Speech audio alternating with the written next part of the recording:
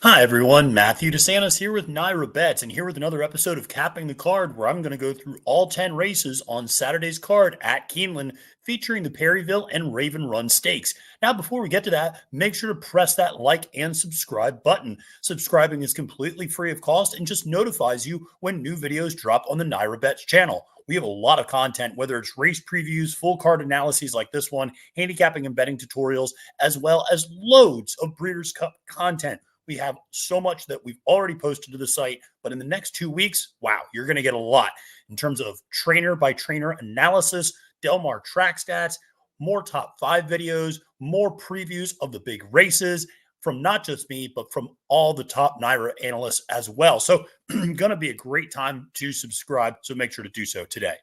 Well, like I said, we're going to be doing all 10 races on Saturday's card at Keeneland. If this is your first time watching Capping the Card, the premise is pretty simple. I'm going to go through all 10 races. I'm going to give you my top pick, my top value play as well. And the value play sometimes is a long shot that I think has a really good chance to win. Sometimes the value play is simply a horse to use underneath in your verticals. One thing to note about Keeneland, it has been incredibly chalky this meet in the fall. 47% of winners have been post-time favorites. You're just not making a lot of money if you're betting against chalk. And I tend to try to bet against chalk. So, it's interesting. This Saturday card, I think there are some strong favorites. But I think there's some vulnerable favorites too. So I think you can get a little bit of value on this card on Saturday. So, like I said, we're going to go through all 10 races. Well, let's kick things off. In the first race, $79,000 maiden special weight for restricted 2-year-old fillies, 6 furlongs on the dirt. And, I mentioned how chalky it has been this meet. And I really wanted to find an alternative to the number 6 Wisconsin Gal, but I had a hard time doing it. And I looked at the number 3 Lil Breezy for Jeremiah Englehart. That horse is interesting, and Englehart is a good trainer first start out. He's not had much success in Kentucky with his maidens, so that is something to keep in mind. A lot of his success has come up here in New York. This one doesn't have overwhelming first out pedigree necessarily either. The works have been fine, but not eye-popping. 9-2 in the morning line, Junior Alvarado up. I certainly wouldn't begrudge anyone for trying to beat this favorite with Lil Breezy. Kiana, the number 2 horse, 7-2 for Daniel Leach. You're talking about a 1 for 35 trainer on the year. It's hard to get behind someone with those types of numbers. This horse is coming off a distant third place finish last time out. Could move forward again. Wouldn't shock me. I like the Omaha Beach Sire quite a bit. But again, a barn that really is not a high percentage barn at all. Hasn't worked since that last run on September 26th. Maybe a little concerning. And then the other kind of first-time starter that I did take a look at was number 4, Lovely Words for John Ortiz. I love John Ortiz. Only 1 for 11 this meet so far at Keeneland. This horse has some nice 4 furlong works, but I didn't love the last 5 furlong. 1,000 Words is a nice first out sire. This is a good first crop. I think 1,000 Words might be better at like 5 and 5.5. Actually, I'm not saying 6 is too far, but I don't know about this. Again, damn first out pedigree, actually more turf influence there.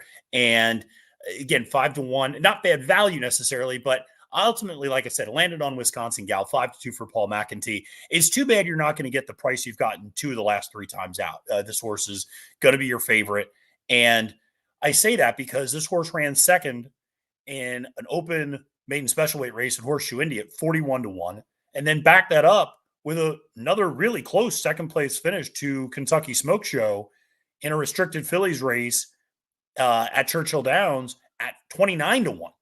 And then last time out, nearly got the job done, just faded a little bit late, going 6 furlongs on the lead, and lost to Gerland's Empire, and It Will Be Fun, who were 2, pretty well thought of horses, and did so at 9-2. Now you're getting 5-2. Frankie Dettori hops aboard. I think that's interesting.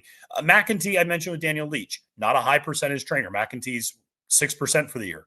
And 0 for 3 even hitting the board at Keeneland, but I think this is probably his best horse. So I think this one does have a chance to get the job done as your favorite at 5-2 on the morning line. Now, from a value standpoint, I'm really interested in the number 9, Lasco Lady. 10-1 Blinkers are coming on this horse for Vance Thomas that started out in the Gustafson barn down in Texas. Jareth Loveberry up on the mount. Jareth working his way back from a injury, but always like Loveberry quite a bit here. And ran last time out in the slop. I think you could make an excuse for that. He had a tough start going back to his start at Lone Star. I think you can make excuses for why this horse maybe has not shown his best ability yet. And I know Mastery's not a spectacularly precocious sire, but the dam's produced some nice horses, some nice winners.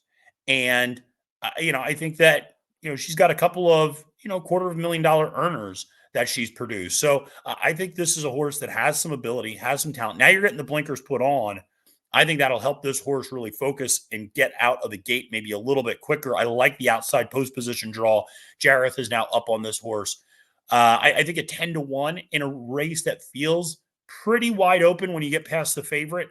I think this one can provide you some really nice value. Well, let's go to race number 2, which is a $20,000 claimer. And this one is also 6 furlongs on the dirt.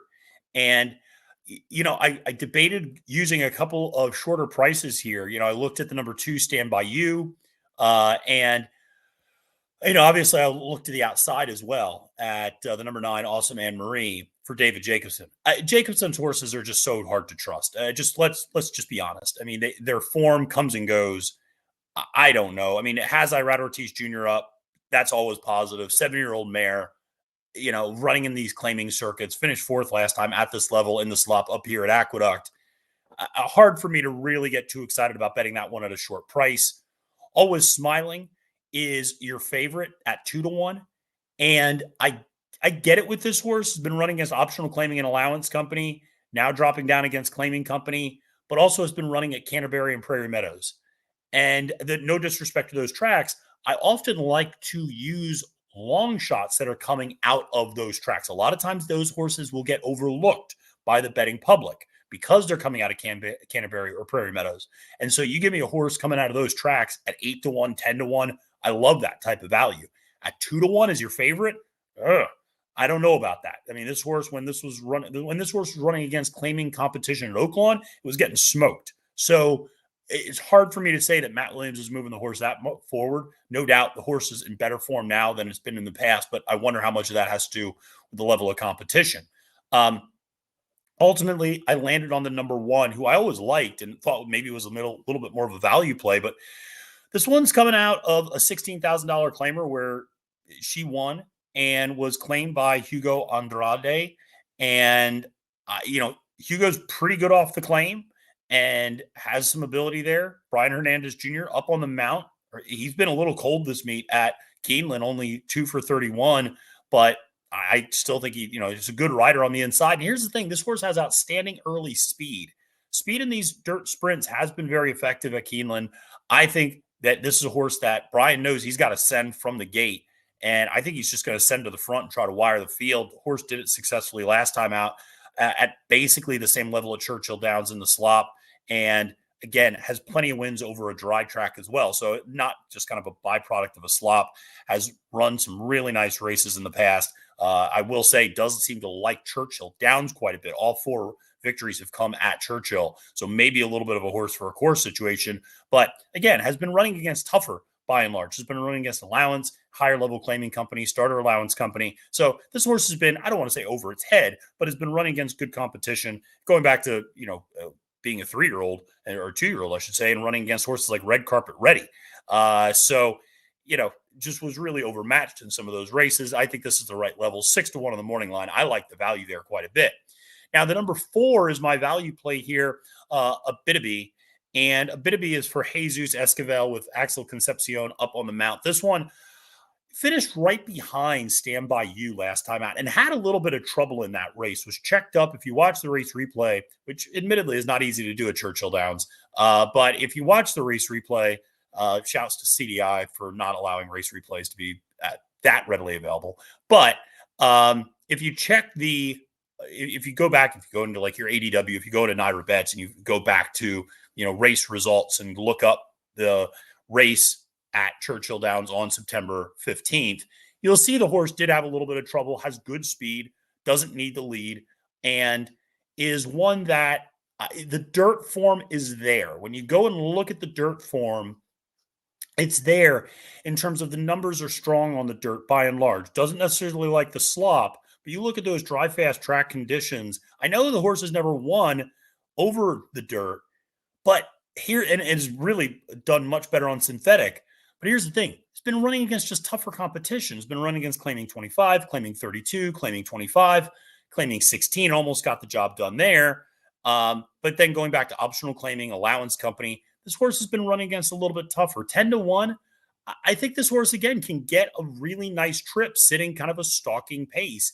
3 of the wins that this horse has been at this distance. So I think this is where you want this horse to be in terms of 6 furlongs at 10-1. Again, a little bit of a wide open field. I like this one to provide a little bit of value.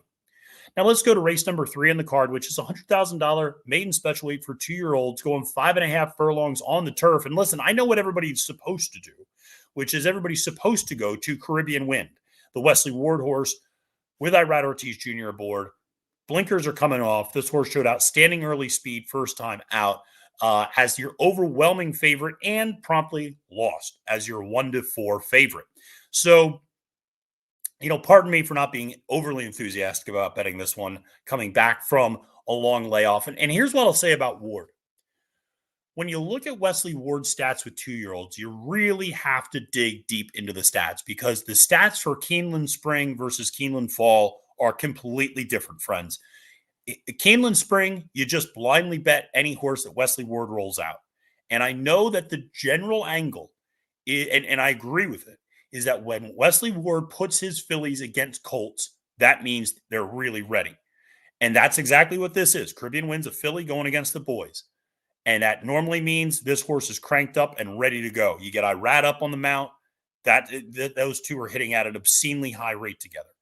But the long layoff, the fact that Ward is not nearly as automatic in these races in the Keeneland Fall, I'm just a little hesitant. Somebody who has been hot in the Keeneland Fall meet is Brendan Walsh and Tyler Gaffleone. Those two together are winning at a 28% clip over the last year at Keeneland with a 263 ROI. Not bad. And Walsh has had a lot of really strong starters this year. I hit that review as my top pick. 3-1 on the morning line. This one came up just short last time out to Tiz Dashing. Why do I bring that up? Tiz Dashing is a horse that I really like and is actually my top pick in the Awad Stakes this Saturday at Belmont at Aqueduct. So lost to a horse that is now running against stakes competition next time out. I think this horse has, it will come from off the pace a little bit. I like this one a lot. Has been on the turf before. That's the other thing we should mention about Caribbean Wind. Never been on the turf before. We'll see. I think this one provides just slightly better value at 3-1. Now, in terms of my value play, Jack's Promise, 6-1 for Dale Romans. Why do I like this horse? Horse didn't show much on the dirt at all in a 4.5 furlong sprint at Churchill Downs. Then took about 2 months off, little over, switched to the turf, I should say. Really perked up. I like that perk up on the turf. Seems like this horse found the right surface. The Malibu Moon influence underneath is something I always like here. Is a little bit more of a deep closer, but you're going to get a pace in these types of turf sprints. I think this one is pretty interesting at 6-1. Romans has had a decent meet to this point. His horses are hitting the board at a 50% rate at Keeneland right now. It's got a couple of winners. So not bad. Junior Alvarado up on the mount, 6-1 on the morning line. It's not a huge price, but I think that it's a horse that I think is a little bit interesting in this particular spot and could float up just because of the amount of money I think the hit that review and Caribbean Wind are going to take in this rather large field. Let's move to, I think actually outside of the stakes races, maybe one of the more intriguing fields, which is a $100,000 optional claimer for 2-year-olds. This is basically a glorified stakes race in a lot of ways, going a mile and a 16th on the dirt. It's basically for all the horses that may not have quite been good enough for the Breeders' Cup, for the Breeders' Futurity, and they're coming here. And you certainly see that with the top 2 horses on the morning line. Authentic Strike for Rudy Brissett, a horse that faded badly going a mile in Iroquois. And then when you go to the far outside, I should say the actual favorite in this one, that was the second choice. Your actual post-time favorite is the number 7 Jack's Time for Kelly Von Hemmel, 8-5 with Louis Saez up. This one also faded badly going a mile in the Iroquois. Now we're going a mile and a 16th. I'm not sure why I want to bet on two horses that faded at a mile, that had decent trips, and that were, in the case of Jack's Time, kind of tracking a pace that didn't really fall apart. Remember, Jonathan's Way went gate to wire in that race. So, and this is a horse that was 29-1, almost 30-1 last time out in terms of Jack's Time. Now you're getting 8-5 on this horse, going two turns. I know it's not this time. Should be able to easily handle the two turns, but fading at a mile is not necessarily what I wanted to see there. And you draw the far outside post. In terms of authentic strike, it's the same sort of thing. This horse was sitting a mid-pack trip and going a mile, barely won at 7 furlongs at Ellis Park, then stretched out to a mile and faded late. Again, we're going two turns. Now we're expecting something better. Authentic up top, damn out a smart strike. Certainly good pedigree, $450,000 sale price. So certainly a well thought of horse. But again, I'm going to try to play against this one. I'm going to go to Mark Cassie's horse, Global Legend. This one won in debut in the slop at Gulfstream Park in one of those 4.5 furlong sprints for Florida breds. The pedigree is not overwhelming here. But Global Campaign's a nice influence. Curlin obviously sired. And then you have a damn out of Henny Hughes. But next time out goes to the Saratoga Special, finishes 6th in that race. Was really not much of a factor at all. But then stretched out, going two turns and doing a mile at Monmouth. And this horse really battled with a horse, Crazy Frazee, who followed that up with another stakes win after that. Those two really went at it down the stretch. I didn't think that Global Legend hung as much as I thought Crazy Frazee just kind of outfinished him. But the bottom line is this horse showed a lot of resilience going two turns. And oh, by the way, those two were 17 lengths ahead of the next closest horse. Now, Cassie has been ice cold at Keeneland to this point. Jose Ortiz, as a jockey, I have a very mixed feeling about. When he really tries, it's impressive. When he doesn't feel like he's got the horse under and turning for home, he just kind of packs it in, which, to be fair to the horse and the connections, a lot of times that's not the worst of all things for the horse. He saves the horse for the next time out. So I know sometimes people give Jose grief for maybe not exerting more, but a lot of times trainers really trust him to know how much horse he has underneath him. And if he doesn't feel like he's got the horse under him, he's not going to push the horse unnecessarily. And from a horseman standpoint, that's kind of what you want, honestly, out of a jockey, rather than somebody who's going to ask a horse to do something when it's already completely out. So, I like I said, I think Global Legend, a little bit more tested going two turns, should appreciate the mile distance and a 16th distance. And I know the speed figures need to get a little bit faster in order to kind of compete with the best of Jack's Time. But again, I just think that you're getting a little bit of value at 7-2. Now, in terms of a value play, I will go to another kind of often overlooked sire, Preservationist, and his son, Thrilla, who is only sold for $12,000. So very inexpensive purchase for Keith DeSormo, Jareth Loveberry up on the mount. This one won going a mile at Colonial. That's two turns. And oh, by the way, did it gate to wire. And oh, by the way, won by 18 lengths. So pretty good. Then went to the turf next time out in the Kitten's Joy and finished third in that race. Went to the Kitten's Joy Stakes, switched surfaces, tried to go gate to wire there. And again, was, just faded late to finish third, going a mile and 16th. But bottom line is this horse is now tested going two turns twice, once again, stakes company. And I just think at 8-1, you're getting nice value. This horse has been working out nicely since coming over to Kentucky from Colonial Downs this summer. So I don't know. I think this one has some really nice opportunities here. And while there is other good speed in the race, this one could just very well put everybody away up front and just say, see you later.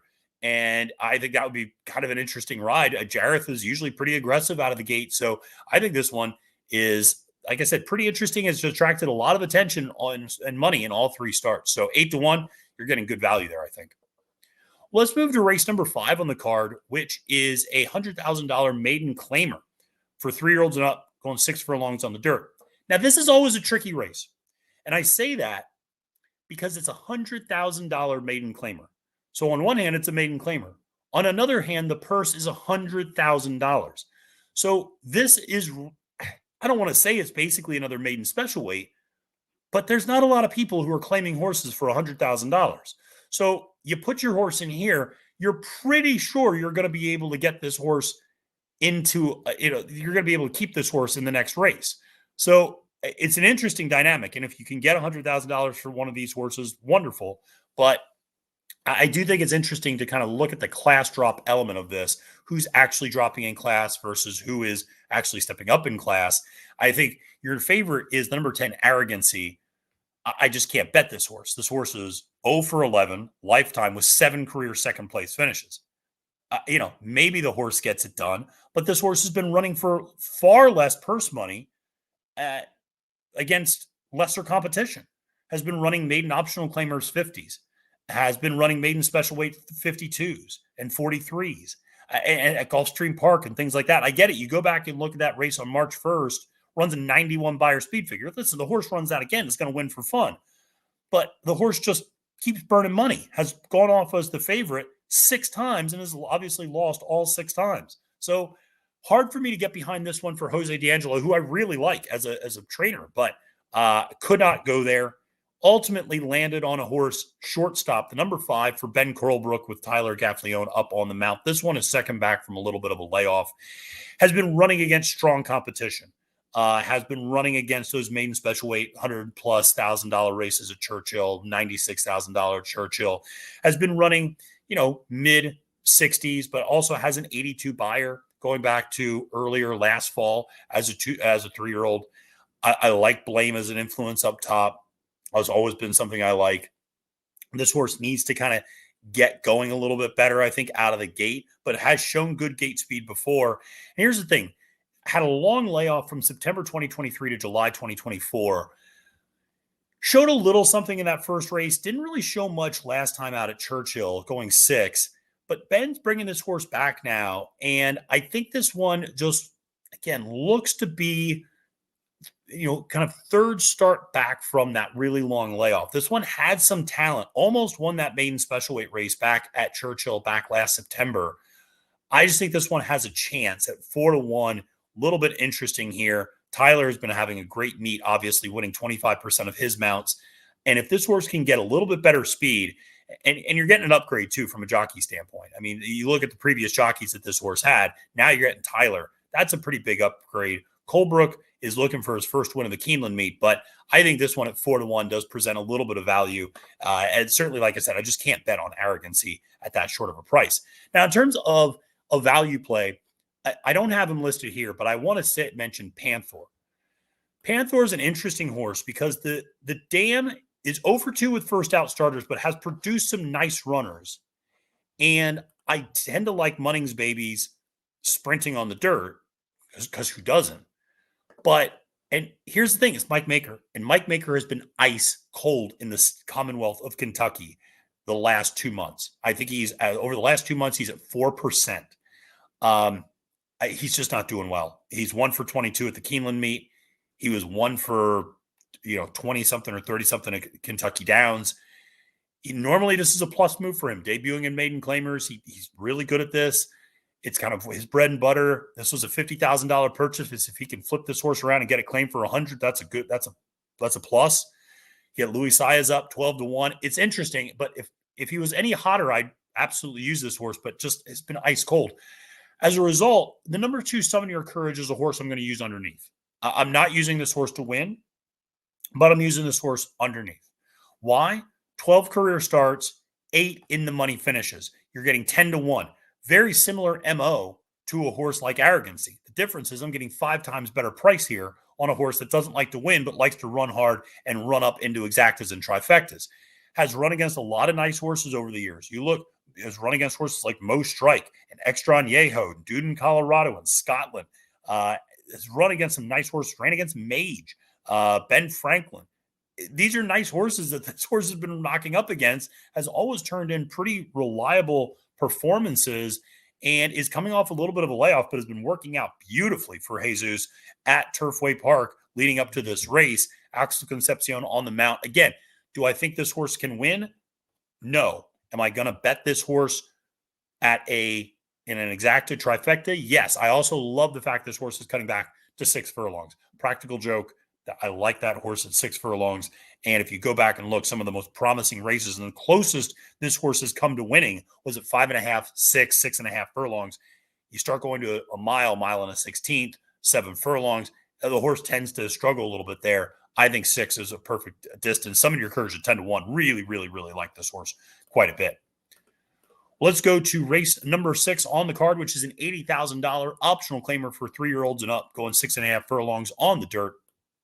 And my top choice here is the number 1, Cape Trafalgar for Saffie Joseph Jr. Now, listen, Saffie in Kentucky, it's not a winning angle, folks. And Saffie at Keeneland usually is not where I'm going to be going in terms of my general value. Because if I'm not mistaken, over the last 5 years, Saffie at Keeneland is not great. 7 for 81, 9%. He is almost 50% in the money. Where Saffie struggles in Kentucky is in stakes races. I stay away from his horses in Kentucky in those spots. But Cape Trafalgar is a nice horse who's got some optional claiming wins and has had some, I think, improved recent form, admittedly running against maybe easier company down at Gulfstream Park. You do always wonder, does the Gulfstream Park form travel? Well, it traveled last year up to Saratoga. This horse ran second to Ever So Mischievous in a high-level allowance race. This horse has ability. 4-1. You get Irad up on the mount. You know Irad's going to be aggressive out of that inside post. The horse has been working out beautifully. Hasn't run since Saratoga in August, so should be fresh. Has been firing off a bullet coming up to this race.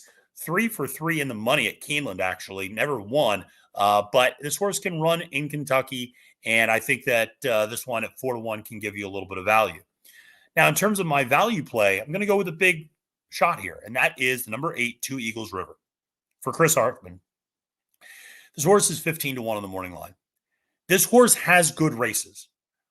This horse finished second in the Renaissance and Defrosted Departed, and then ran in the Arkansas Derby, was obviously badly beaten in the Arkansas Derby this last year by Angel of Empire, who, by the way, just got retired. I didn't know Angel of Empire was still running, but apparently Angel of Empire just got retired the other day.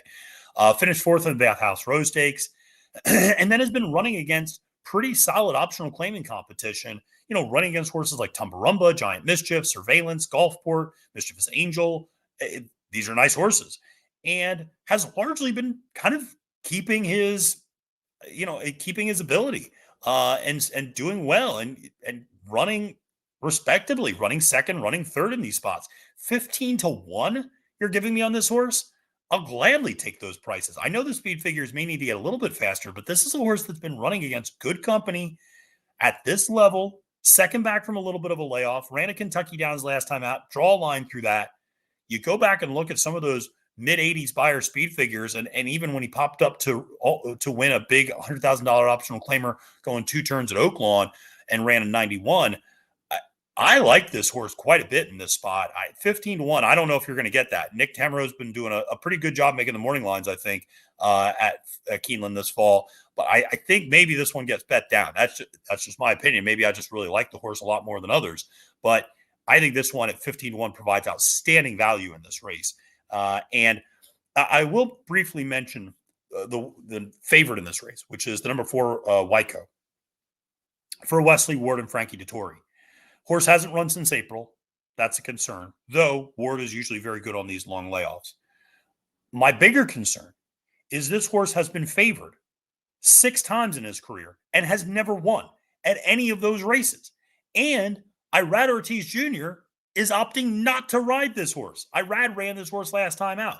Ward and Irad have a good relationship. If Irad wanted to ride this horse, he would, and he's not. So that kind of tells me everything I think I need to know about this horse to some extent. This horse, I don't know what this horse does best. I think it's best on the dirt, but still, I just, at 3-2 on the morning line, I can't get behind that horse. I just can't. And so we'll see. Frankie's up on the mount, but I'd rather go with Irad on Saffie or take a shot on a big long shot like a 2 Eagles River, or even like a Deer District, honestly. Like, that's a nice horse too. Number 7 for Dale Roman. Second back from a little bit of a layoff. And that horse has some big races to run back to. Ran second in the Amsterdam last year and won some big stakes race, or won a big optional claimer down in Kentucky as well. So anyway, Let's move to the first of two stakes races, which is the Perryville Stakes, going 7 furlongs on the dirt. And first we'll say Locked, who is entered in this race, is not running in this race. Locked is running up here in New York in the first race of the day on Saturday. So Locked is not going to be in the Perryville. So you really are now left between a choice between Knightsbridge and Book'em Danno. Book'em Danno is proven grade 1 winner. Won the Woody Stevens. Ran third behind Domestic Product and Prince of Monaco last time out in the A-Challenge Jerkins. Won the Jersey Shore before that. Ran and dueled Forever Young down the stretch in the Saudi Derby, coming up just short by a head. It is one of the better 3-year-old sprinters we have. I love Buchero, who's now standing up here at McMahon Farms in New York. It's going to be a great New York bred horse, New York sire. So excited for Buchero up here. Has Irad Ortiz Jr., who's ridden him before, who rode him to that Woody Stevens victory. I will always be more enticed by potential, though. And that's just me.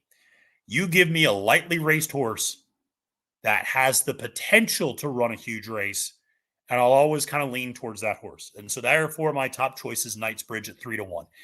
This horse has been so heavily hyped his entire career, and it's only been a two-race career, because this horse debuted last November at Churchill, won by 10.5 lengths, and did so after having a little bit of trouble early and then blowing by everybody. Then goes to the bench for 5 months almost, comes back at Gulfstream Park, wires the field, wins by 9 lengths in a $75,000 optional claimer against C Streak. C Streak, oh, by the way, goes on to win the Long Branch and just won another stakes race the other day at Monmouth Park. So it beat a nice horse doing it. Ran a 96 Beyer speed figure, sired by Nyquist out of a Bernardini mare. I love it. I mean, I love Bernardini as a broodmare sire, and Nyquist, one of my favorite sires.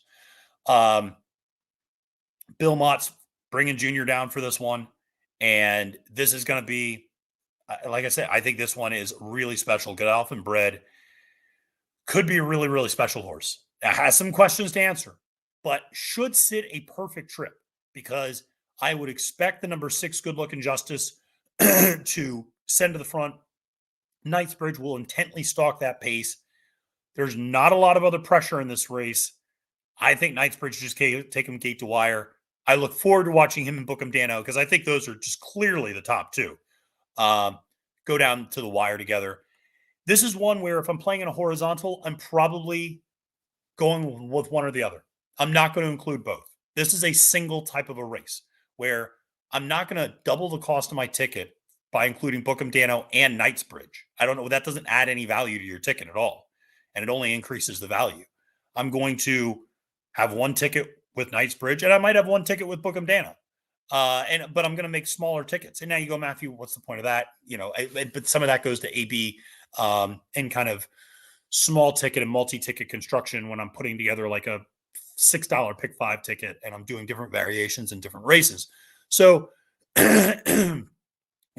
it's something to consider though. And so, like I said, Book'em Danno, ultimately, I'm going to try to beat here.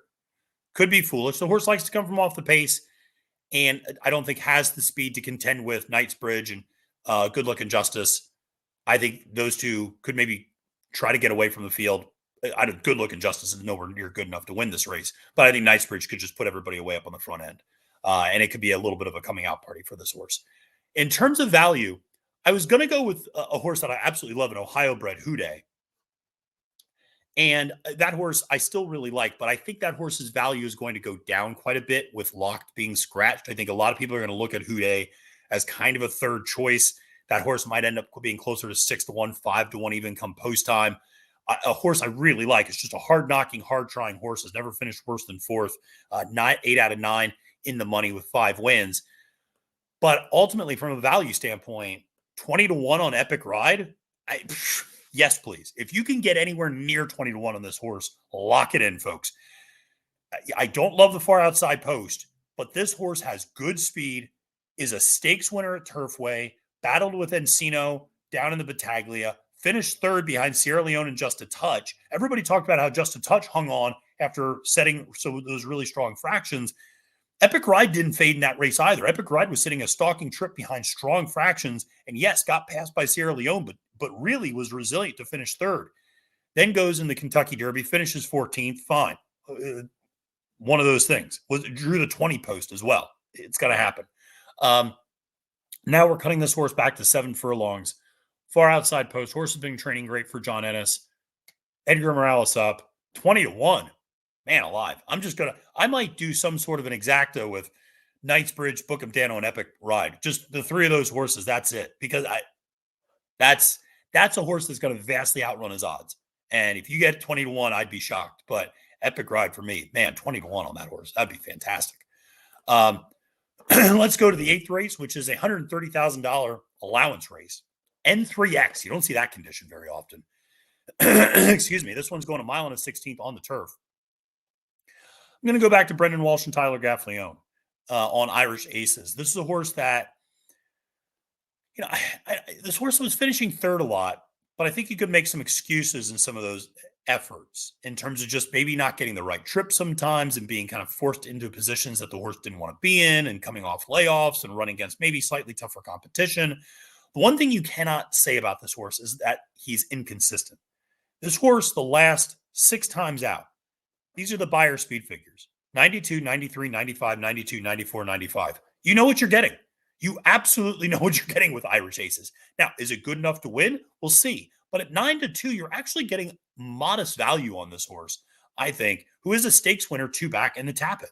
So I think this one is an interesting horse, getting the Lasix back on, but has shown the ability to run well with Lasix off. Honestly, Tyler stays aboard. I've already talked about Brendan and Tyler together. I think this one has a lot of talent and coming off of a 6th place finish at Kentucky Downs. But like I said, had won the Tapit and then wheeled back to run on that basically 9 days rest in the Mint Million. So the 6th place finish, I don't really hold against the horse that much. Now we had a little bit more time off. We had 5 weeks off. The horse has been training nicely for Brendan and Turfway. I think this one at 9-2 has some nice value there. In terms of value, though, man alive, do I love the number 2 Bold Discovery. Andrew McKeever, blinkers on, getting Lasix, first-time European starter. This horse has been running against monsters in Europe, has been running against Group 1, Group 2, Group 3 competition consistently his entire career. Now, he's been getting his ass kicked for the most part, to be clear. Though he is a Group 3 winner, you go back to Leopardstown in May in the Amethyst. So this horse is a Group 3 winner overseas. Has lost the last 2 times out to Diego Velazquez, Aidan O'Brien's freak over there, okay? Has run against horses like Paddington. Remember that horse in the Irish 2000 Guineas? Yeah, lost to that horse twice. Lost to a horse like Cairo, the outstanding horse as well. This horse has just been facing impossibly tough competition. Now comes over here, picks up Brian Hernandez Jr. on the mount. The blinkers come on. Lasix comes on, which is usually a big deal for those European runners, getting Lasix for the first time. 12-1. Again, this is a little bit like Epic Ride. If you can get that morning line price, holy heck, lock it in. I just think this horse presents outstanding value as one that's run against clearly tougher competition and is actually in a good form cycle right now in terms of like last ran in September. This is not coming off a long layoff, has come over and gotten to work over the surface at Keeneland, which I like. So I think this one, man, 12-1. I'd love to get this horse at 12-1. So I think that's a potential upset candidate as well. This horse could absolutely show out after running against just much tougher competition than what you're seeing here. I mean, you look at a horse like Paros, no disrespect to Paros, but this horse was running against claiming 40 competition 2 starts ago and is 8-1. Meanwhile, Bold Discovery is running against Diego Velazquez in group stage competition and is 12-1.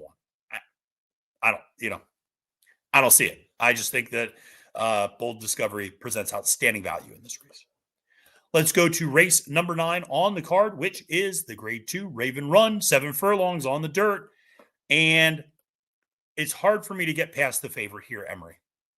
This is a horse that I consistently try to beat, and I consistently am wrong.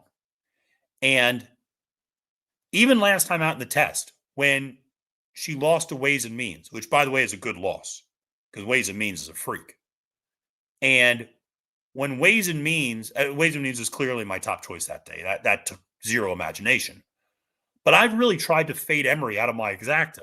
And the horse, what's the horse do? Run second, and easily second. 2 lengths better than my main squeeze. There's no problem there at all.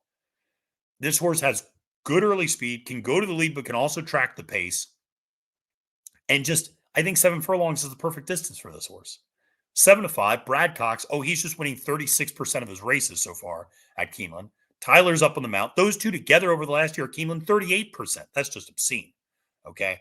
With only a 238, 234 ROI. What does that tell you? It tells me they're winning on a lot of high-priced winners. That's what it tells you. And this is another short-priced favorite and probably not going to get much money, but this is my top pick. My main squeeze ran huge in the dogwood last time out. I do wonder if maybe this horse likes Churchill Downs a little bit.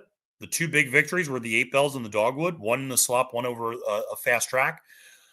I do think the 7 furlongs is a good distance, has lost to nice horses, but really was no match for Emery 2 back, or 3 back, I should say. You're willing to cross out the Charlestown Oaks. That's a 2-turn race. Fine. Lost to Mystic Lake, who's a nice horse, who took a shot in the Cotillion, I should say, finished 4th that day. And then ran a hole in the wind in the dogwood. Likes to come from off the pace as well. But again, Maker has been ice cold in Kentucky, 4-1 on the New York bred. Listen, we're all rooting for her, but she need to back that 91 up, and she's not really done that yet. And so I'm kind of interested to see what happens there. As a value play, number 6, VV's Dream. Famously, I'm never on the right side of a Ken McPeak horse, but this one's interesting. Had a little bit of a troubled trip last time out against Optional Claiming Company, and that was coming off a long layoff, having not run since the Fairground Oaks. They tried to stretch this horse into 2 turns. I don't think what this horse does best, even though it did finish second in the Alcibiades last year at Keeneland. But this horse won the Pocahontas and won it easily. And I think this horse is maybe a little bit better on these kind of long sprints than doing routes. This horse is working out beautifully. Like I said, had a troubled trip last time out, was kind of stuck in between horses, and everybody else got the jump. And this one just didn't. Switching back off Lasix, but that's no concern. The horse has run well off Lasix in the past, has won off Lasix in the past, is a little bit more of a closer. And I don't know how much pace there's necessarily going to be in this race, but this one I think is just going to appreciate the 7 furlong distance and start picking horses off. I think this one's more of an underneath play, but I like this horse quite a bit in this spot at 8-1. Let's go to the last race on the card today, which is a $100,000 maiden special weight for 2-year-old fillies going a mile on the turf. And yeah, I've faded every West Ward horse I could until we get to the last race. And here, how are you going to fade this West Ward horse? Gerardo Corrales aboard on a speed horse. My friend Josh Rodriguez, this is a 3 cherry treatment if you know anything about Josh. This horse is speed, and I think this horse just goes straight to the front and never looks back. Debuted at Saratoga, nearly won that day, lost to a horse Virgin Colada. That horse came back to run second in the PG Johnson, and then second again in the Miss Grillo. So those two are nice. That's a nice horse. The horse that ran third that day, Rare Art, came back to win next time out and then finished 5th in the Miss Grillo. And so that was a nice effort. Even the last place horse, Battle Ready, came back to win on the synthetic next time out, actually took a shot in the Natalma up at Woodbine. Grade 1, actually finished 5th in that race. Wasn't a bad horse. That was the last place finisher. So that was a productive maiden race on the turf at Saratoga, going a mile and a 16th. So now we're actually cutting back to a mile. This is a horse that just got caught late. Corrales is aboard. Corrales always is a good speed rider. Gun runner up top. And I just think this one makes a lot of sense. And I just hard to get past this one who's been training so well. Short price, admittedly, but I just like this one a lot. In terms of value play, I'm going to go to a Grand Motion horse, number 8, High Breeze, 12-1. Louis Saez up on the mount. This horse had a terrible start in debut at Laurel, going 5.5 furlongs. Never really had a chance to do much in that race, but still made up a ton of ground late and came charging. I think this one's going to appreciate getting stretched out. Spadestown up top out of a damn guy, Ghost Zapper. French-bred horse, actually. And I think that this one is, again, Graham could send this horse to a few different places. Graham could easily keep this horse in the Mid-Atlantic. could run this horse at Laurel, could run this horse, up here in New York, chose to come to a more expensive and more competitive race in Keeneland and take this horse to Kentucky. I always try to pay attention when Graham moves a horse out of the Mid-Atlantic to either New York or Kentucky. It's always notable, in my opinion, because it just tells me that he thinks this horse has some ability. Now we get Saez up on the mount. I think this one's going to run a lot better than 12-1 morning line. And I think that first debut race, that was good just to get that out of the way. Bad start. Now we're stretching out. Should have a better time of it. Expect Saez to get this horse out into more of a mid-pack trip. And this horse showed a dazzling turn of foot late. So I think this horse can really do well stretching out in this spot at 12-1. All right, friends. Well, that's going to do it for Capping the Card this week at Keeneland. I wish you all the best Saturday at Keeneland. And listen, make sure to check out my preview of the Raven Run and the Perryville with Tom Leach, who joined me from Keeneland. And the two of us sat down and talked about those two races in more detail. And you could get Tom's thoughts on the races as well, which was really insightful. I also have a preview of the Awad and the Athenia Stakes that's taking place on Saturday up here in New York. We got a load of Breeders' Cup content up here on the channel as well. Listen, my name is Matthew DeSantis, wishing you a great and prosperous day at the races and reminding you, friends, it's now post time.